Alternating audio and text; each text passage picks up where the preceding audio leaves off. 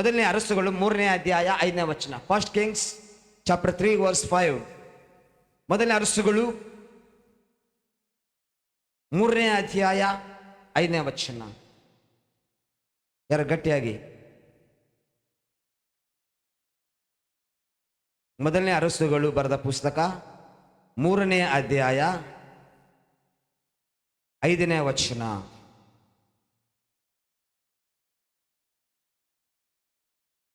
ಹ್ಮ್ ಹ್ಮ್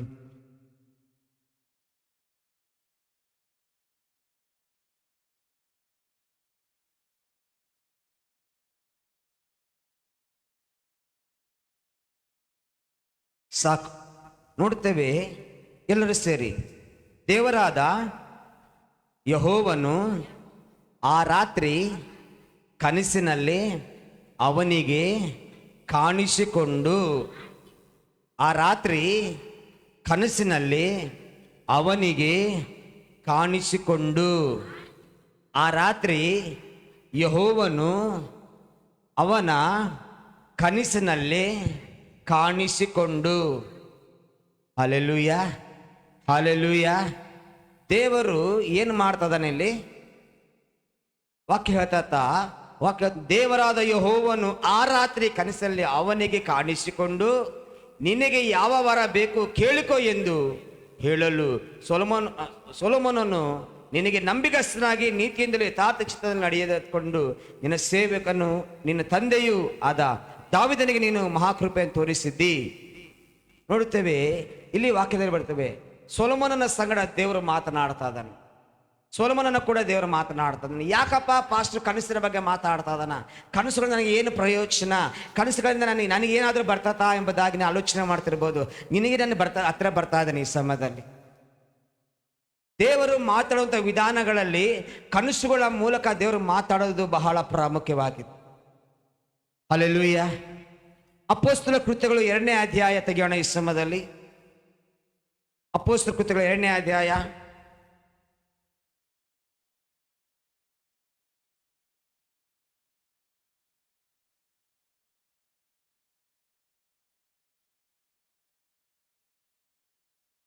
ಈ ಸಮಯದಲ್ಲಿ ಓದೋಣ. ಈ ಸಮಯದಲ್ಲಿ ವಾಕ್ಯವನ್ನು ಓದೋಣ.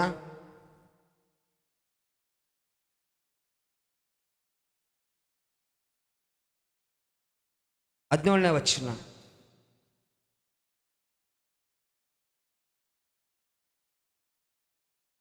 ಹ್ಮ್ ಹ್ಮ್ ಹ್ಮ್ ಹ್ಮ್ ಹ್ಮ್ ಹ್ಮ್ ಹ್ಮ್ ಹ್ಮ್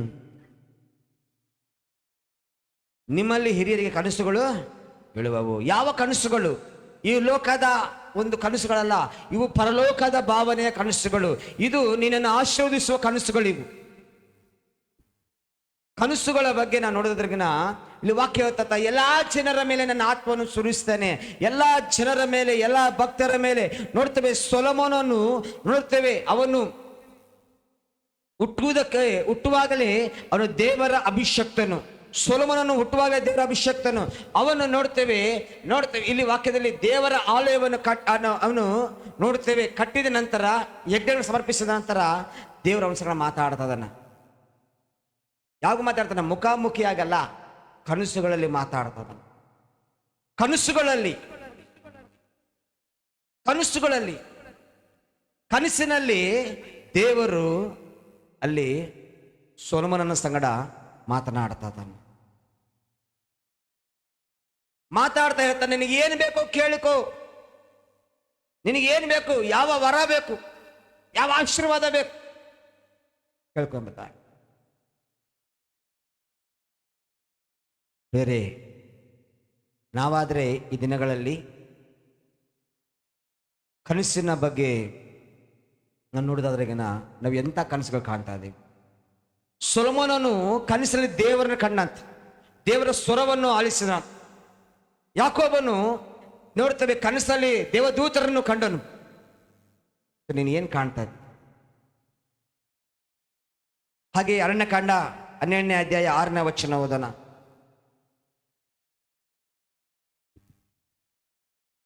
Aranya Kanda, numbers, the book of numbers 16:6. ಹಾ. ಹ್ಮ್ ಹ್ಮ್ ಹ್ಮ್ ಹ್ಮ್ ಹ್ಮ್ ಸ್ವಪ್ನಗಳಲ್ಲಿ. ಹ್ಮ್ ಏನಂತ? ಸ್ವಪ್ನಗಳಲ್ಲಿ. ಸ್ವಪ್ನಗಳಂದ್ರೇನು? ಕನಸುಗಳು. In the dream I will speak ಅಂತ. ಇನ್ ದ ಡ್ರೀಮ್, ಕನಸಿನಲ್ಲಿ ನಾನು ಮಾತನಾಡುವೆನು. ಇಂಗ್ಲಿಷ್ ಬೈಬಲ್ ಹೇಳ್ತಾ, ಇನ್ ದ ಡ್ರೀಮ್, ಕನಸಿನಲ್ಲಿ ನಾನು ಮಾತಾಡು. ನೋಡ್ರಿ, ನಾವು ಮಲಗುವಾಗ, ನಾವು ದೇವ್ರ ಸಮ್ಮುಖದಲ್ಲಿ ನಾವು ಇದ್ದಾಗ ದೇವರು ಖಂಡಿತ ನಮ್ಮ ಸಂಗಡ ಮಾತಾಡ್ತಾನೆ. ಕನಸುಗಳು ಏನ್ ಮಾಡ್ತದೆ ಎಂಬುದಾಗಿ, ಕನಸುಗಳು ದೇವರು ಮಾತಾಡುವಂತ ಒಂದು ವಿಧಾನ, ದೇವರು ಮಾತಾಡುವ ವಿಧಾನದ ಬಗ್ಗೆ ಹೇಳ್ತಾ ಇದ್ದಾನೆ. ದೇವರು ಮಾತಾಡುವ ವಿಧಾನದಲ್ಲಿ ಇದು ಒಂದು ಕನಸುಗಳ ಮೂಲಕ ದೇವರು ಮಾತಾಡ್ತಾನೆ. ಇನ್ನೊಂದು ಮಾತು ಓದೋಣ. ಮತ್ತಾಯನ ಬರೆದ ಸುವಾರ್ತೆ 1ನೇ ಅಧ್ಯಾಯ 20ನೇ ವಚನ. ಮತ್ತಾಯನ ಬರೆದ ಸುವಾರ್ತೆ 1ನೇ ಅಧ್ಯಾಯ 20ನೇ ವಚನ.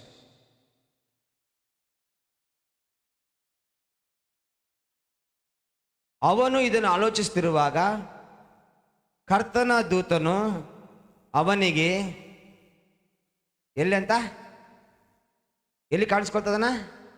ಕನಸಿನಲ್ಲಿ ಕಾಣಿಸಿಕೊಂಡು, ಎಲೇ ಯೋಸೇಫನೇ, ನಿನ್ನ ಮರಿಯಾಳಾದ ಹೆಂಡತಿಯನ್ನು ಬಿಟ್ಟು ಬಿಡಕ್ಕೆ ನೀನು ಆಲೋಚನೆ ಮಾಡಬೇಡ. ಎಲೇ ಯೋಸೇಫನೇ, ಎಲ್ಲಿ ಕಾಡ್ತದ ದೇವರು? ಎಲ್ಲಿ ಮಾತಾಡ್ತದನ? ಕನಸಿನಲ್ಲಿ, ಕನಸುಗಳಲ್ಲಿ. ಕನಸುಗಳಲ್ಲಿ ದೇವರು ಮಾತನಾಡ್ತದ. ದೇವರು ಮಾತಾಡುವಂತ ಒಂದು ವಿಧಾನದಲ್ಲಿ ಇದು ಬಹಳ ಪ್ರಾಮುಖ್ಯವಾದ ವಿಧಾನ. ಮುಖಾಮುಖಿಯಾಗಿ ದೇವರು ನಿನ್ನನ್ನು ತಟ್ಟಿ ತಟ್ಟಿ ಎಬ್ಬಿಸುವಂತ ಸಮಯ ಕನಸುಗಳ ಮೂಲಕ ದೇವರು ಮಾತಾಡ್ತಾರೆ. ಆ ಕನಸುಗಳು ಏನ್ ಮಾಡ್ತಾ ಗೊತ್ತಾ? ನಿನ್ನ ಭವಿಷ್ಯತನ್ನು ರೂಪಿಸ್ತವೆ ರೀ. ಯಾಕೋಬನ ಕನಸು ಯಾಕೋಬನ ಭವಿಷ್ಯತನ್ನು ರೂಪಿಸಿತು. ಯಾಕೋಬನ ಕನಸು ಯಾಕೋಬನ ತಟ್ಟಿ ಎಬ್ಬಿಸಿತು. ಯಾಕೋಬನ ಕನಸು ಯಾಕೋಬನ ಭವಿಷ್ಯತ್ತಿಗೆ ಅದು ಅಡಿಪಾಯವಾಯಿತು. ಪ್ರೇರೆ, ಇವತ್ತು ಇನ್ನೊಬ್ಬ ವ್ಯಕ್ತಿಯ ಬಗ್ಗೆ ನಾವು ಕೇಳುವಂತರಾಗಿರೋಣ. ಇನ್ನೊಬ್ಬ ವ್ಯಕ್ತಿ ಬಗ್ಗೆ ನಾವು ಕೇಳುವಂತರಾಗಿರೋಣ. ಆದಿಕಾಂಡ 15ನೇ ಅಧ್ಯಾಯ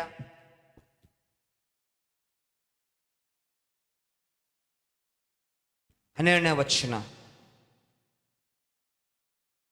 ಆದಿಕಾಂಡ 15:12. ಹೊತ್ತು ಮುಳುಗುತ್ತಿರುವಾಗ ಅಬ್ರಾಮನಿಗೆ ಗಾಢ ನಿದ್ರೆ ಹತ್ತಿತು. ಕರಗತ್ತಲು ಅವನ ಮೇಲೆ ಕವಿಯಿತು. ಅವನು ಭಯಭ್ರಾಂತನಾದನು.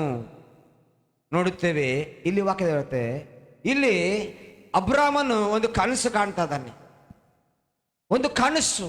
ಅವನು ಸಂಜೆಯ ಹೊತ್ತಿನಲ್ಲಿ ನೋಡ್ತೇವೆ, ಅವನು ಮಲಗಿಕೊಂಡಿದ್ದ. ಸಂಜೆಯ ಹೊತ್ತಲ್ಲಿ ಯಾರು ಮಲಗಲ್ಲ. ಮಲಗಿದ್ರೆ ರಾತ್ರಿ ಮಲಗ್ತಾರ ಅಥವಾ ಮಧ್ಯಾಹ್ನ ಮಲಗ್ತಾರ. ಸಂಜೆಯ ಹೊತ್ತು ಸೂರ್ಯ ಅಸ್ತಮಯವಾಗುವಂತ ಸಮಯದಲ್ಲಿ, ಸೂರ್ಯ ಮುಳುಗುವಂತ ಸಮಯದಲ್ಲಿ, ಸಂಜೆ ಹೊತ್ತಲ್ಲಿ ಇವನು ಕನಸು ಕಾಣ್ತಾ ಇದ್ದಾನೆ. ಒಂದು ಭಯವಾಯ್ತು ಅವನಿಗೆ. ಕರಗತ್ತಲು ಬಂದ್ಬಿಡ್ತು, ಆವರಿಸಿಬಿಡ್ತು. ಅದನ್ನು ಅವನು ಕಾಣ್ತಾ ಇದ್ದಾನ, ಸ್ವಪ್ನದಲ್ಲಿ ನೋಡ್ತಾ ಇದ್ದಾನೆ.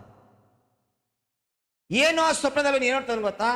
ಅಲ್ಲಿವರೆಗೆ ಅವನ ಜೀವಿತದಲ್ಲಿ ನೋಡುತ್ತೇವೆ ಅವನು ಮಕ್ಕಳಿಲ್ಲ. ಇದು 15ನೇ ಅಧ್ಯಾಯದಲ್ಲಿ ಮಕ್ಕಳಿಲ್ಲ. ಆದ್ರೆ ಅಲ್ಲಿ ವಾಕ್ಯದಲ್ಲಿ ಬರಬಿಡಿದೆ, ನೋಡ್ತೇವೆ ನಿನ್ನ ಸಂತತಿಯು. 13ರ ವಚನ ಓದ್ರಿ. ಹ್ಮ್ ಹ್ಮ್ ಹ್ಮ್ ಹ್ಮ್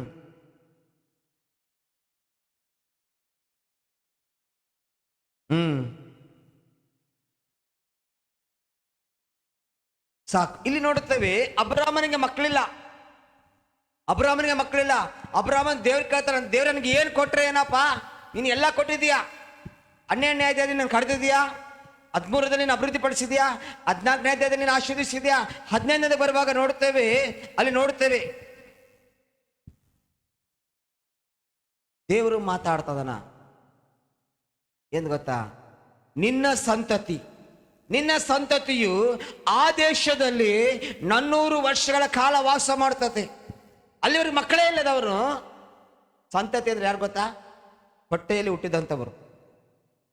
ಅಕ್ಕನ ಮನೆ ಹೊಟ್ಟೆಯಲ್ಲಿ, ಅಣ್ಣನ ಹೊಟ್ಟೆಯಲ್ಲಿ ಹುಟ್ಟಿದಂಥವ್ರಲ್ಲ.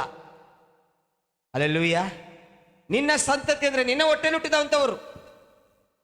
ನನ್ನ ಹತ್ರ ನಿನ್ನ ತಲೆಮಾರು ಬರ್ತಾರ ಕೆಳಗ, ನಿನ್ನ ಕೆಳಗೆ ಬರ್ತಲ್ಲ, ಅದು ನಿನ್ನ ತಲೆಮಾರು.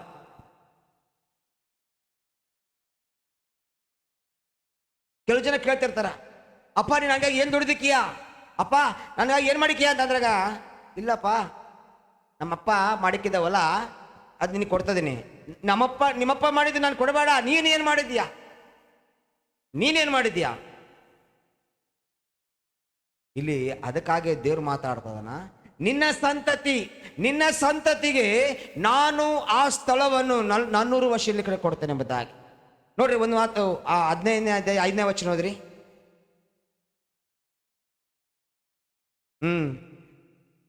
ಸ್ವಲ್ಪ ಹಿಂದಕ್ಕೆ ಹೋಗಮ್ಮ, 4ನೇ ವಚನದಿಂದ.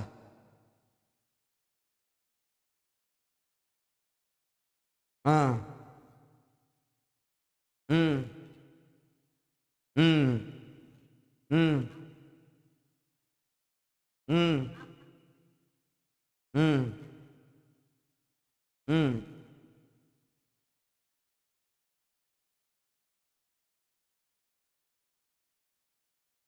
ಹ್ಮ್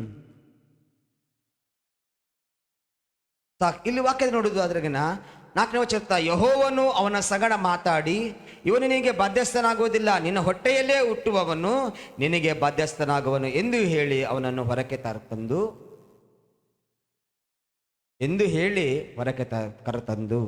ನಿನ್ನ ಹೊಟ್ಟೆಯಲ್ಲೇ ಇವನು ಅನ್ಕೋತದನ. ಯಾರು ಗೊತ್ತಾ?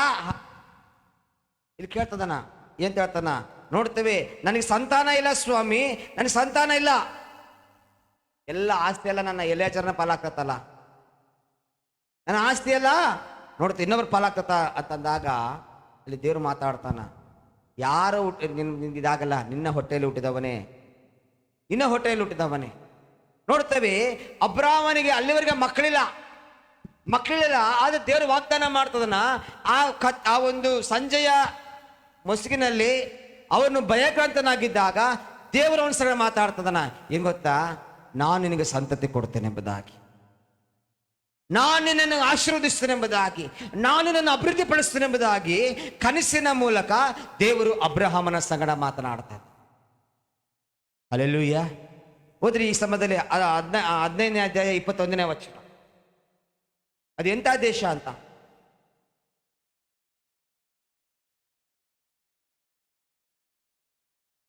ಸಾರಿ 21ನೇ ವಚನ, ರೈಟ್. ರೆಪಾಯರು, ಅಮೋರಿಯರು, ಕಾನಾನ್ಯರು, ಗಿರ್ಗಾಷಿಯರು, ಯೆಬೂಸಿಯರು,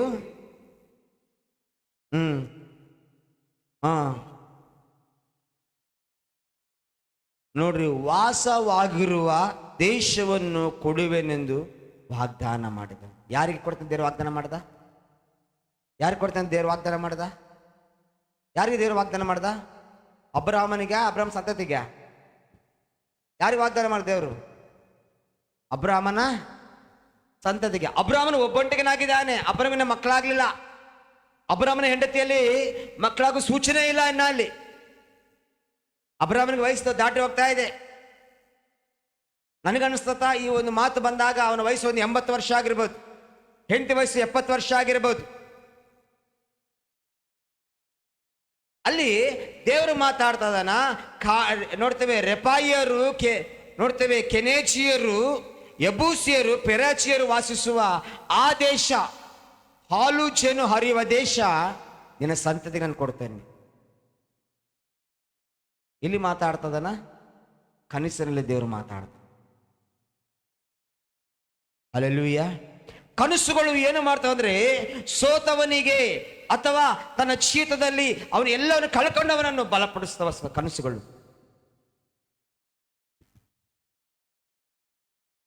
ಇಲ್ಲಿ ಅಬ್ರಾಹ್ಮನಿಗೆ ಎಲ್ಲ ಐತೆ, ಆದ್ರೆ ಅವ್ನಿಗೆ ಒಂದು ಕೊರಗೈತೆ, ನನಗೆ ಮಕ್ಕಳಿಲ್ಲ. ಆ ದೇವ್ರನ್ನ ಕೇಳ್ತಾನ, ದೇವ್ರ ನೀನ್ ನನಗೆ ಏನು ಕೊಟ್ರೆ ಏನಾದಪ್ಪ? ನನಗೆ ಎಲ್ಲ ಐತೆ, ಎಲ್ಲ ಕೊಟ್ಟಿಯ ಸ್ವಾಮಿ, ಎಲ್ಲ ಕೊಟ್ಟಿಯ ಸ್ವಾಮಿ. ಅದೊಂದಿಲ್ಲ ಸ್ವಾಮಿ. ನೋಡ್ತೇವೆ ಈ ಭೂಲೋಕದಲ್ಲಿ ಬೇಕಾದಷ್ಟು ಆಸ್ತಿ ಇದ್ದು ಒಂದು ಮಗುವಿನಂದ್ರೆ ಎಷ್ಟು ಇದಿರ್ತು ಗೊತ್ತಾ? ಸುಧಾ ಕ್ರಾಸಲ್ಲಿ, ಬಳ್ಳಾರಿಯಲ್ಲಿ ಸುಧಾ ಕ್ರಾಸ್ ಸರ್ಕಲ್ ಐತೆ. ಸರ್ಕಲ್ ಹತ್ರ, ಸರ್ಕಲ್ ದಾಟಿದ್ದೆ ಹೊಸಪೇಟೆಗೆ ಹೋಗೋ ರೋಡಲ್ಲಿ ಫಸ್ಟ್ ಒಂದು ಗೋಡನ್ ಬರ್ತತ, ಬಜಾಜ್ ಇದು ಗೋಡನ್ ಬರ್ತಾ, ಪಕ್ಕದಲ್ಲಿ ಬಜಾಜ್ ಶೋರೂಮ್ ಬರ್ತತ. ಶೋರೂಮ್ ಪಕ್ಕದಲ್ಲಿ ಒಂದು ಬಿಲ್ಡಿಂಗ್ ಇದೆ ದೊಡ್ಡದು. ನನಗೆ ಗೊತ್ತಿರೋ ಮಟ್ಟಿಗೆ ಒಂದು 100 x 100 ಅಥವಾ 120 ಮೇಲೆ ಇರ್ತದೆ. ಅದು ದೊಡ್ಡ ಮನೆ, ಅದು ಮುಂದೆ ಕಾಂಪೌಂಡ್ ಐತೆ, ಎಲ್ಲ ಐತೆ. ಆ ಮನೆಗೆ ದೊಡ್ಡ ಗೇಟ್ ಐತೆ. ನನಗೆ ನಾನು ನೋಡಿನಿ 10 ಅಡಿ ಗೇಟ್ ಅದಕ್ಕೆ. ಆ ಮನೆಗೆ ವಾಚ್ಮನ್ ಇರ್ತಾನ. ಆ ಮನೆಯಲ್ಲಿ ಬಗೆ ಬಗೆಯ ಕಾರ್ಗಳಿವೆ. ಒಬ್ರು ಹೇಳ್ತಿದ್ರು, ನೋಡ್ರಿ ಸರ್, ಎಲ್ಲ ಐತೆ, ಎಲ್ಲ ಐತೆ, ಆದ್ರೆ ಆ ಮನೆ ಓನರಿಗೆ ಮಕ್ಕಳಿಲ್ಲ. ಯಾರಿಲ್ಲ? ಮಕ್ಕಳೇ ಇಲ್ಲ. ಎಲ್ಲ ಐತೆ ಸರ್, ಎಲ್ಲ ಐತೆ, ಮಕ್ಕಳಿಲ್ಲ ಅಂದ್ರೆ ಏನು ಪ್ರಯೋಜನ? ಈ ಭೂಲೋಕದಲ್ಲಿ ದೇವರು ನಿನ್ನನ್ನು ನಿರ್ಮಿಸಿದ್ದು, ದೇವರು ನಿನ್ನನ್ನು ಉಂಟು ಮಾಡಿದ್ದು ನೀನು ಫಲಿಸಿ ಅಭಿವೃದ್ಧಿ ಆಗಬೇಕೆಂಬುದಾಗಿ. ಹಲ್ಲೆಲೂಯ. ಬಂಜಿಯಾಗಿರ್ಬೇಕಂತ ಅಲ್ಲ, ನೀನು ಬಂಜಿಯಾಗಿ ನೀನು ಜೀವನ ಮಾಡ್ಬೇಕೆಂಬುದಾಗಲ್ಲ, ನೀನು ಫಲಿಸ್ಬೇಕು. ಆ ಫಲ ಎಂಬುದು ದೇವರು ಕೊಡಬೇಕು. ಆ ಫಲ ಎಂಬುದು ದೇವರು ಕೊಡ್ಬೇಕಾದ್ರೆ ದೇವರ ಹತ್ರ ನಾವು ಮಾತಾಡ್ತಿರ್ಬೇಕು. ಆ ಫಲವನ್ನು ಹೊಂದಿಕೊಳ್ಬೇಕಾದ್ರೆ ದೇವರ ಸಂಗಡ ಕೇಳ್ತಿರ್ಬೇಕು, ದೇವರೇ ಭೂಫಲದಿಂದ ಗರ್ಭ ಫಲದಿಂದ ನಾನು ಆಶೀರ್ವದಿಸು. ವಿವಾಹ ಮಾಡುವಾಗ ಅನೇಕ ದೈವ ಸೇವಕರು ನಾವು ಆಶೀರ್ವಾದ ಮಾಡು. ಸ್ವಾಮಿ ಪರಲೋಕ ಆಶೀರ್ವಾದದಿಂದ, ಭೂಫಲದಿಂದ, ಗರ್ಭಫಲದಿಂದ ಅವರು ಆಶೀರ್ವಾದ ಮಾಡ. ಗರ್ಭಫಲ ಎಂಬುದು ಯೆಹೋವನ ಆಶೀರ್ವಾದ, ಗರ್ಭಫಲ ಎಂಬುದು ಯೆಹೋವನ ಬಹುಮಾನ. ಅದು ಕಾಮ ವಿಲಾಪದಿಂದ ಹುಟ್ಟೋದಲ್ಲ, ದೇವರ ಬಹುಮಾನ. ಅದು ಇಲ್ಲ, ಎಲ್ಲ ಐತೆ ಅಬ್ರಾಹ್ಮನಿಗೆ. ದೇವರು ವಾಗ್ದಾನ ಮಾಡ್ತಾನ, ಮಗನೇ 400 ವರ್ಷಗಳಿನ ಸಂತತಿ ಈ ಭೂಲೋಕದಲ್ಲಿ ಅಲ್ಲಿ ನೋಡ್ತೇವೆ. ಐಗುಪ್ತ ದೇಶದಲ್ಲಿ ಆಳ್ತಾರೆ, ಐಗುಪ್ತ ದೇಶರಿಗೆ ಬಾನಿಸರಾಗಿರ್ತಾರ, ಐಗುಪ್ತ ದೇಶರಿಗೆ ಅವ್ರು ಇದಾಗಿರ್ತಾರ. ಒಂದು ವಿಧವಾಗಿ ನೋಡಿದ್ರಾಗಿನ ಅದು ಒಂದು ವಿಧವಾಗಿ ಶಾಪ ಅಂತ ಅನ್ಕೋಬಹುದು, ಒಂದು ವಿಧ ಆಶೀರ್ವಾದ ಅನ್ಕೋಬಹುದು. ಶಾಪ ಅಂದ್ರೆ ಏನ್ ಗೊತ್ತಾ? ಅವನು ಮಲಗಲಾರದೆ ಇರುವಂತ ಸಮಯದಲ್ಲಿ ಮಲಗ್ತಾ ಇದ್ದಾನ. ಆ ಸಮಯದಲ್ಲಿ ಮಲ್ಕೋಬಾರ್ದು, ಅವನು ಮಲಗ್ತಾ ಇದ್ದಾನ. ಕೆಳಗೆ ಆಶೀರ್ವಾದ ಏನ್ ಗೊತ್ತಾ? ನಿನ್ನ ಸಂತತಿಯನ್ನು ನಾನು ನಿನಗೆ ಸಂತತಿ ಕೊಡ್ತೇನೆ. ಆ ಸಂತತಿ ಎಷ್ಟಾದ್ ಗೊತ್ತಾ? ಆಕಾಶ ನಕ್ಷತ್ರಗಳ ಅಷ್ಟು ಆಗ್ತದೆ, ಆಕಾಶ ನಕ್ಷತ್ರಗಳು ಆಗ್ತದೆ, ಅಷ್ಟು ನಿನ್ನ ಆಶೀರ್ವದಿಸ್ತೇನೆ. ಹಲ್ಲೆಲೂಯ. ಅವನು ಆಸೆಪಟ್ಟ ಪ್ರಕಾರ ನೋಡ್ತೇವೆ, ಅಬ್ರಾಹ್ಮನು ಆಸೆಪಟ್ಟ ಪ್ರಕಾರ ಅಬ್ರಹಾಮನಿಗೆ ದೇವರು ಎಷ್ಟು ಜನ ಮಕ್ಕಳು ಕೊಟ್ಟ? ಸಾಲ ಹೊಟ್ಟೆಯಲ್ಲಿ ಎಷ್ಟು ಜನ ಹುಟ್ಟಿದ್ರು ಮಕ್ಕಳು? ಎಷ್ಟು ಜನ ಬಂದ ಸರಳ ಹೊಟ್ಟೆಯಲ್ಲಿ? ಅಬ್ರಾಹ್ಮನಿಗೆ ಒಟ್ಟು ಎಷ್ಟು ಜನ ಹೆಂಡತಿಗಳು?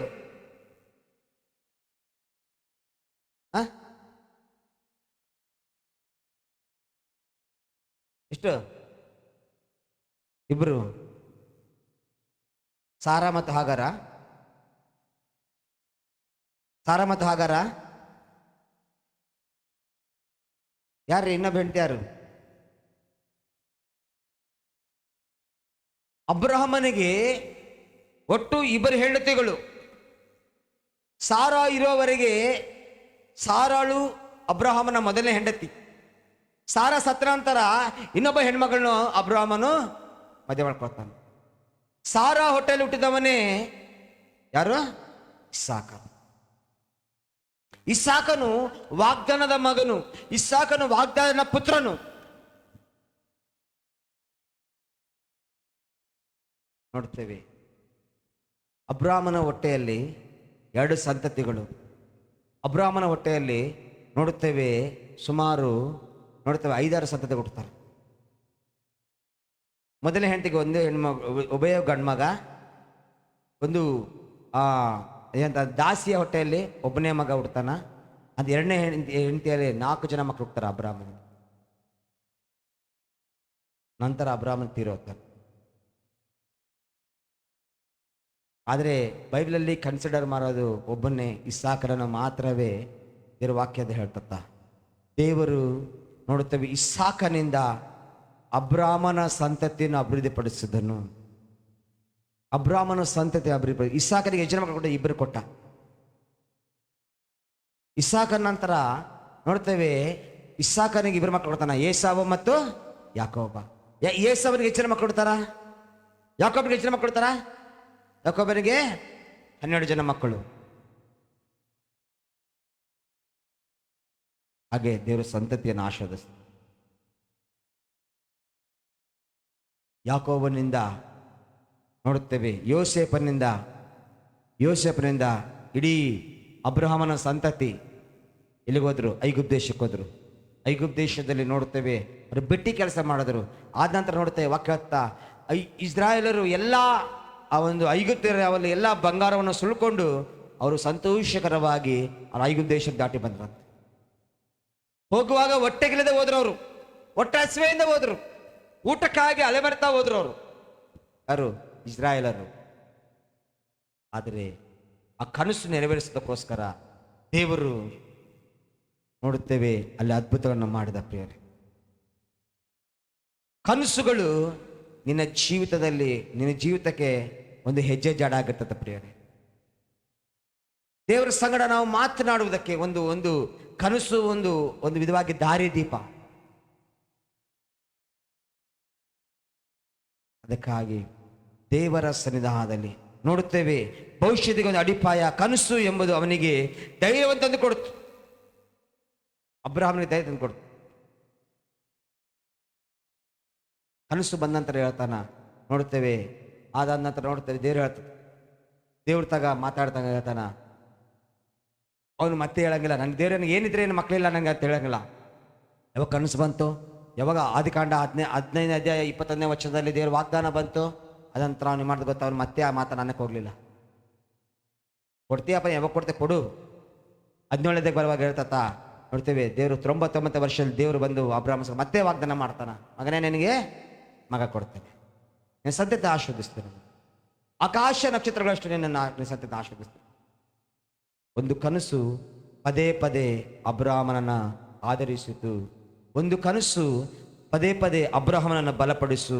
ಒಂದು ಕನಸು ಅಬ್ರಹಾಮನ ಜೀವಿತದಲ್ಲಿ ದೇವರ ಆಶೀರ್ವಾದಕ್ಕೆ ಅದು ಮೂಲ ಕಾರಣವಾಗಿ ನಿಂತುಕೊಳ್ಳುತ್ತೆ. ಪ್ರಿಯರೇ, ಇವತ್ತು ನಮ್ಮ ಜೀವಿತಗಳಲ್ಲಿ ನಾವು ದೇವರೇ ನನ್ನ ಜೀವಿತದಲ್ಲಿ ಏನು ಮಾಡಲಿಕ್ಕಿದೆಯಾ, ಆ ಕನಸುಗಳ ಮೂಲಕ ನೀನು ಮಾತನಾಡು ಸ್ವಾಮಿ, ಆ ಕನಸುಗಳ ಮೂಲಕ ನನ್ನ ಸಂಗಡ ಮಾತನಾಡು ಎಂಬುದಾಗಿ ನೋಡುತ್ತೇವೆ. ಪ್ರಿಯರೇ, ಇಲ್ಲಿ ನೋಡುವುದಾದ್ರೆ ಆದಿಕಾಂಡ 13ನೇ ಅಧ್ಯಾಯದಲ್ಲಿ ನೋಡುತ್ತೇವೆ, 17ನೇ ವಚನದಲ್ಲಿ ಒಂದು ಸಾರಿ ಹೋಗೋಣ. ಈ ಸಮಯದಲ್ಲಿ 13:17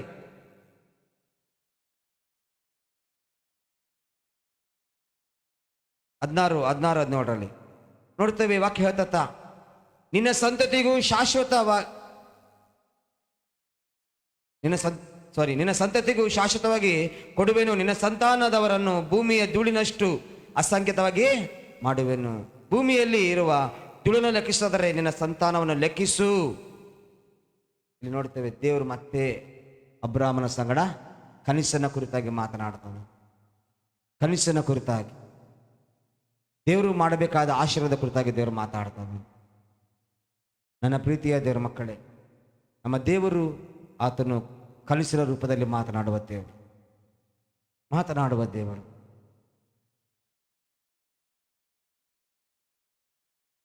ಹಾಗೆ ನಮ್ಮ ಮುಂದಕ್ಕೆ ಹೋಗೋಣ. ಈ ಸಮಯದಲ್ಲಿ ಇನ್ನೊಬ್ಬ ವ್ಯಕ್ತಿ ಕುರಿತಾಗಿ ನೋಡಿಕೊಂಡು ನಾವು ಬೇಗ ಮುಗಿಸುವಂತರಾಗಿರೋಣ. ಆದಿಕಾಂಡ 35ನೇ ಅಧ್ಯಾಯ 37ನೇ ಅಧ್ಯಾಯ 5-11 ವಚನಗಳು. ಆದಿಕಾಂಡ 37ನೇ ಅಧ್ಯಾಯ 5-11 ವಚನಗಳು. ಹ್ಮ್ ಹ್ಮ್ ಹ್ಮ್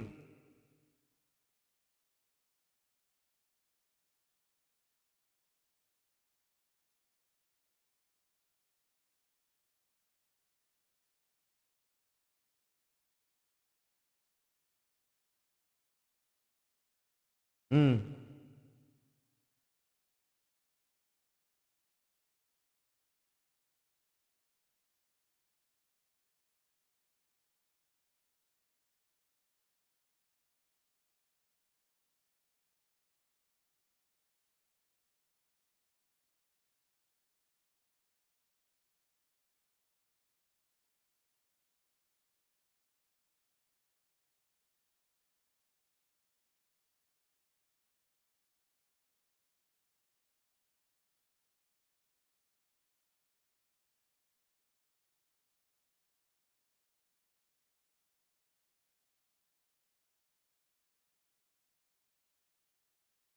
ಹ್ಮ್ ಹ್ಮ್ ಯೋಸೇಫನ ಅಣ್ಣಂದಿರು ಅವನ ಮೇಲೆ ಹೊಟ್ಟೆ ಕಿಚ್ಚು ಪಟ್ಟರು. ಆದರೆ ಅವನ ತಂದೆಯು ಆ ಮಾತನ್ನು ಮನಸ್ಸಲ್ಲಿ ಇಟ್ಟುಕೊಂಡನು. ಆದರೆ ಅವನ ತಂದೆಯು ಆ ಕನಸಿನ ಮಾತನ್ನು ತನ್ನ ಮನಸ್ಸಲ್ಲಿ ಇಟ್ಟುಕೊಂಡನು. ಕನಸು ಎಂಬ ಪದ ಇಲ್ಲಿ ಹೆಸರೈತೇನೆ, ಯಾರನ್ನು ಓದಿರಾ? ಈ ಒಂದು ನಾವು 37ನೇ ಅಧ್ಯಾಯ 5ನೇ ವಚನದಿಂದ 11ನೇ ವಚನದವರೆಗೆ ನಾವು ಕನಸು ಎಂಬುದಾಗಿ ನಾವು ನೋಡೋದನ್ನ ಪದ ಎಷ್ಟು ಸಾರಿ ಬರೆಯಲ್ಪಟ್ಟಿದೆ? ಸುಮಾರು ನನಗೆ ಗೊತ್ತಿರೋ ಪ್ರಕಾರ 7 ಸಾರಿ ಈ ಮಾತು ಬರೆಯಲ್ಪಟ್ಟಿದೆ ಸರ್. 7 ಸಾರಿ ಈ ಮಾತು ಬರೆಯಲ್ಪಟ್ಟಿದೆ. ಕನಸು ಕನಸು ಕನಸು ನೋಡುತ್ತೇವೆ. ಇಲ್ಲಿ ವಾಕ್ಯ ಹೇಳ್ತಾ ಪ್ರೇರೆ, ಆ ಒಂದು ದಿನ ಯೋಸೇಫನ್ನು ಕನಸು ಕಂಡು ಅದು ತನ್ನ ಅಣ್ಣಂದಿರಿಗೆ ತಿಳಿಸಲು ಅವರು ಅವನನ್ನು ಇನ್ನೂ ಹೆಚ್ಚಾಗಿ ದ್ವೇಷಿಸಿದರು. ಅವನು ಅವರಿಗೆ, ನಾನು ಕನಸಿನಲ್ಲಿ ಕಂಡದನ್ನು ಹೇಳುತ್ತೇನೆ. ಹೇಳ್ತದನ, ನಾನು ಹೊರಗಡೆ ಕಂಡದ್ದು ಹೇಳ್ತಾ ಇಲ್ಲ, ನಾನು ಕನಸಲ್ಲಿ ಕಂಡದ್ದು ಹೇಳ್ತೇನೆ. ಕನಸು ನೋಡ್ತೇವೆ, ಅವನ ಮುಂದಿನ ಭವಿಷ್ಯತ್ತಿನ ಕುರಿತಾಗಿ ಮಾತಾಡ್ತಾ ಇದೆ. ಕನಸು ನೋಡ್ತೇವೆ, ಅವನ ಮುಂದಿನ ವಿಷಯದ ಕುರಿತಾಗಿ ಮಾತಾಡ್ತಾ ಇದೆ. ಕನಸುಗಳು ಇಲ್ಲಿ ನೋಡ್ತೇವೆ, ಒಬ್ಬೊಬ್ಬರ ಜೀವಿತದಲ್ಲಿ ಅದು ಬದಲಾವಣೆಗಳು ಮಾಡಬೇಕು. ಇವತ್ತು ನೀನು ಹೇಗಿದ್ದೀಯಾ? ಇವತ್ತು ನೀನು ಹೇಗಿದ್ದೀಯಾ? ಯಾಕಂದ್ರೆ ಅಲ್ಲಿ ನೋಡ್ತೇವೆ, ಅವನ ಹೆಂಡತಿ ಬಂಜಿಯಾಗಿದ್ಲು, ಸಂತಾನವಿಲ್ಲದವಳಾಗಿದ್ಲು. ಆದರೆ ಅಂಥವನ ಸಂಗಡ ದೇವರು ಮಾತಾಡಿದ್ರು, ಮಗನೇ ನಿನ್ನ ಸಂತತಿಯನ್ನು ಆಕಾಶ ರಕ್ಷಿಸಿಕೊಡ್ತೇನೆ ಎಂಬುದಾಗಿ, ನಿನ್ನ ಸಂತತಿಯನ್ನು 400 ವರ್ಷಗಳ ಕಾಲ ನಾನು ಬೇರೆ ದೇಶದಲ್ಲಿ ಕಾಪಾಡ್ತೇನೆ ಎಂಬುದಾಗಿ ನೋಡ್ತೇವೆ. ಇನ್ನು ಯೋಸೇಫನು ಬಾಲಕನು, ಅವನ ಸಂಗಡ ದೇವರು ಮಾತಾಡ್ತಾನೆ ಕನಸಿನಲ್ಲಿ. ದೇವ ಕೇಳ್ತಾ ಅರಣ್ಯ ಕಾಂಡದಲ್ಲಿ ನೋಡ್ತೇವೆ, ನಾನು ಪ್ರವಾದಿಗಳಲ್ಲಿ ನಾನು ಏನ್ ಮಾಡ್ತೇನೆ, ಕನಸು ಸ್ವಪ್ನದಲ್ಲಿ ನಾನು ಮಾತಾಡ್ತೇನೆ. ನಿನ್ನ ಭವಿಷ್ಯದ ಕುರಿತಾಗಿ, ನಿನ್ನ ವಿಷಯಗಳ ಕುರಿತಾಗಿ ನಾನು ಮಾತಾಡ್ತೇನೆ. ಹಲ್ಲೆಲೂಯ. ನೋಡ್ತೇವೆ 2001ನೇ ಇಸ್ವಿ ರಕ್ಷಣೆ ಹೊಂದಿಕೊಂಡ ನಂತರ ದೇವರ ಸಮ್ಮುಖದಲ್ಲಿ ನಾನು ಸೇವೆಯಲ್ಲಿ ಮುಂದೆ ಹೋಗ್ತಿರುವ ಸಮಯದಲ್ಲಿ ದೇವರು ಒಂದ್ ದಿವಸ ರಾತ್ರಿ ಕನಸಿನಲ್ಲಿ ಈ ಆಲಯವನ್ನು ದೇವರು ತೋರಿಸಿದ. ಈ ಆಲಯವನ್ನು ತೋರಿಸಿದ. ಈ ಆಲಯದಲ್ಲಿ ಕೂತ್ಕೊಂಡು 4 ಜನ ಕೂತ್ಕೊಂಡು ಸಂಭಾಷಣೆ ಮಾಡೋದನ್ನು ತೋರಿಸಿದ ದೇವರು. ನೋಡ್ತೇವೆ 2001ನೇ ಇಸ್ವಿ 2ನೇ ಇಸ್ವಿಯಲ್ಲಿ ದೇವರು 2 ಸಾರಿ ಕನಸಲ್ಲಿ ದೇವರು ತೋರಿಸಿದ. ನಾನು ಅನ್ಕೊಂಡೆ ಏನೋ ಬಿಡು ಕನಸು ಎಂಬುದ. ಆದರೆ 2012ನೇ ಇಸ್ವಿಯಲ್ಲಿ 11ನೇ ಇಸ್ವಿಯಲ್ಲಿ ದೇವರು ಆಲಯ ಕಟ್ಟಿದ ನಂತರ, ನಿರ್ಮಾಣ ಆದ ನಂತರ ಒಂದು ದಿವಸ ಜ್ಞಾಪಕ ಬಂತು, ಹೌದಲ್ಲ ದೇವರು ತೋರಿಸಿದ ಎಂಬುದ. ದೇವರು ತೋರಿಸಿದ ಕನಸುಗಳು ಎಂದಿಗೂ ವ್ಯರ್ಥವಾಗೋದಿಲ್ಲ. ದೇವರು ತೋರಿಸಿದ ಒಂದು ಮಾತುಗಳು ಎಂದಿಗೂ ವ್ಯರ್ಥವಾಗೋದಿಲ್ಲ. ದೇವರನ್ನು ನಂಬಿಕೆಯಿಂದ ಕೇಳೋದಾದರೆ ದೇವರು ಕನಸುಗಳ ಮೂಲಕ ಮೊದಲು ಕಟ್ಟುತ್ತಾನೆ. ಅದಾದ ನಂತರ ಕಾರ್ಯರೂಪದಲ್ಲಿ ದೇವರು ನಮ್ಮ ಭವಿಷ್ಯದ ಕಟ್ಟುತ್ತಾನೆ. ಹಲ್ಲೆಲೂಯ. ವ್ಯರ್ಥವಾದ ಕನಸು ದೇವರು ತೋರಿಸಂಗಿಲ್ಲ, ವ್ಯರ್ಥವಾದ ವಿಷಯ ದೇವರು ತೋರಿಸಂಗಿಲ್ಲ. ಅದು ಕಾರ್ಯರೂಪದಲ್ಲಿ ಮಾಡುವ ಕನಸು ದೇವರು ತೋರಿಸ್ತಾನೆ ಪ್ರಿಯರೇ. ನೋಡ್ತೇವೆ ಅಪೊಸ್ತಲರ ಕೃತ್ಯಗಳು 7ನೇ ಅಧ್ಯಾಯದಲ್ಲಿ ಒಂದು ಮಾತಿದೆ ಪ್ರಿಯರೇ, ಅವರು ಬಿಡುಗಡೆಯಾಗಿ ಹೊರಗಡೆ ಬಂದಿದ್ದಾರೆ, ದೇವದೂತನು ಅವರು ಹೊರಗಡೆ ತಂದಿದ್ದಾನೆ.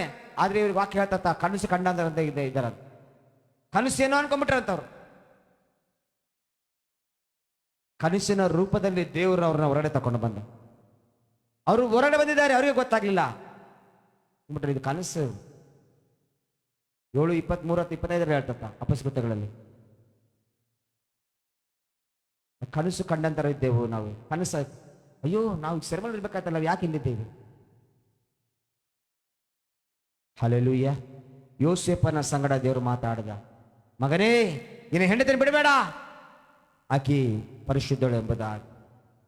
ಅಬ್ರಹಾಮನ ಸಂಗಡ ಮಾತಾಡಿದ ದೇವರು, ಮಗನೇ ನಾನು ನಿನಗೆ ಮಕ್ಕಳು ಕೊಡ್ತೇನೆ, ನಿನ್ನ ಸಂತತಿ ಕೊಡ್ತೇನೆ, ನಿನಗೆ ದೊಡ್ಡ ಸಂತತಿ, ದೊಡ್ಡ ಜನಾಂಗ ಕೊಡ್ತೇನೆ.